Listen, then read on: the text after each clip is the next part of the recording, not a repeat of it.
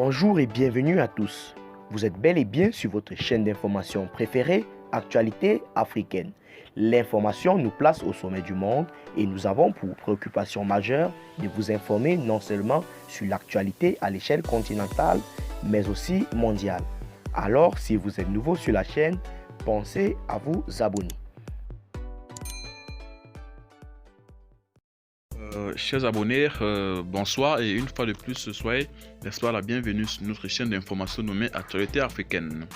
Alors, faisons donc un petit tour du côté du Mali pour, n'est-ce pas, déguster la quintessence de l'information selon laquelle l'Allemagne, n'est-ce pas, envisagerait retirer ses troupes du Mali. N'est-ce pas, en effet, le gouvernement allemand envisage le retrait de ses soldats présents au Mali, jugeant la présence de la junte malienne au pouvoir inacceptable. En réalité, une très mauvaise nouvelle pour Emmanuel Macron. Dans les bras de fer qui opposent Paris à Bamako, il faut dire que la junte militaire est en train de prendre le dessus. Après avoir expulsé les troupes danoises et l'ambassadeur de France au Mali, c'est désormais la présence des troupes allemande dans ce pays qui est remise en cause.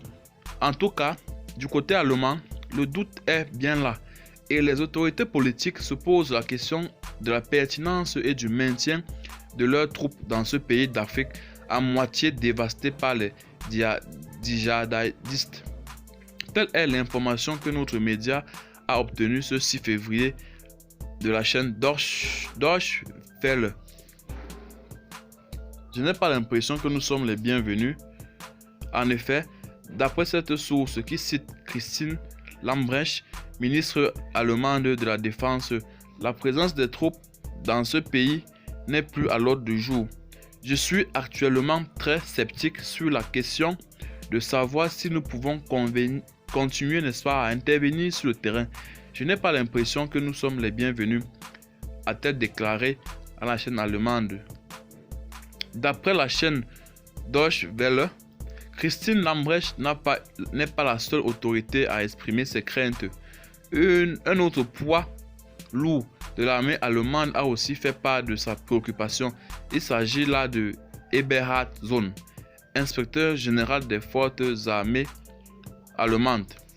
Une junte, n'est-ce pas, sans aucune légitimité démocratique.